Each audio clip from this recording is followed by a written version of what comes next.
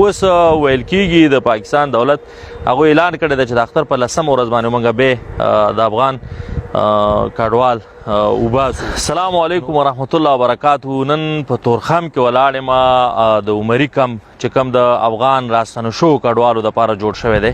په لومړنۍ څپه کې چې کله افغان کډوال په زور او په جبر باندې راویستل شو نو دلته په تورخم کې هیڅ آمدګي نه وه او زموږ ډېری هېوادوال په هغې ورځو کې د ډېر زیاتو مشکلاتو سره مخ. هماغه و چې خوشبختانه افغان دولت افغانانو بالخصوص افغان خیره ادارو نړیوالو ادارو په ګډه باندې کار وکړو، ولسونو کار وکړو. بالاخره په څو ورځو کې دلته ډېر ښه امکانات په هغې ورځو کې برابر شو. اوس ویل کېږي د پاکستان دولت هغوی اعلان کړی دی چې د اختر په 10مه ورځ باندې موږ به د افغان کډوال وباسو.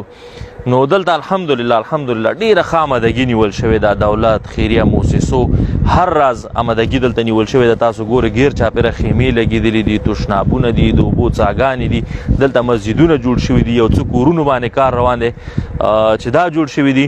نو هغه افغان کډوال چې راځي او د تشویشونو سره راځي دلته نو انشاءالله تعالی هیڅ تشویش مه کوئ. الحمدلله دلته تاسو ته په خپل کور کې په خپل هیواد کې ښه آمدګي نیول شوې ده په تورخم کې.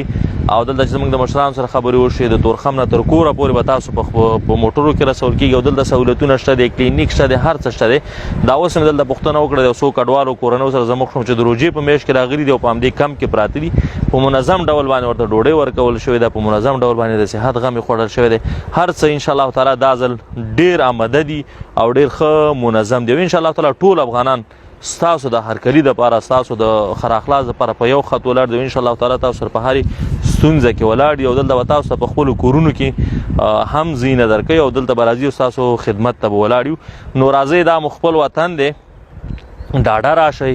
لوی کور افغانستان دلته موږ ډېرې دښتې لرو، سیندونه لرو، پریمانه ځایونه لرو. انشاءالله تعالی تاسو دپاره به سرپناهګانې او دا هر څه جوړېږي. نو کولی شي چې افغان کډوال چې تشویشونه دي ورسره په ډاډه زړه باندې راشئ او دلته ټول سهولتونه په دې کم کې تاسو ته برابر شوي دي او د دې ځای څخه چې د افغانستان هر ګوټ ته انشاءالله تعالی تاسو په دولتي امکاناتو باندې رسول کېږي.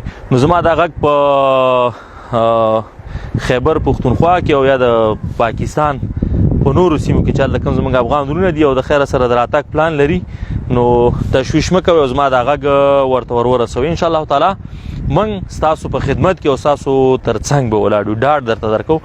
او دلته چې کوم سهولتونه برابر شوي دي دا هم زموږ د کیمرې په سترګه باندې لیدلی شي. ډېره مننه. راشن بشي زرغون بشي وطن افغانستان په زړو کې مو کرل د جانان افغانستان په زړو کې مو کرل د جانان افغانستان افغانستان افغانستان افغانستان افغانستان چې کله دې هم څوک راتن واخلې د زړه سره چې کله دې هم څوک راتن واخلې د زړه سره زه سم ورسره چیغې کړم قربان افغانستانه.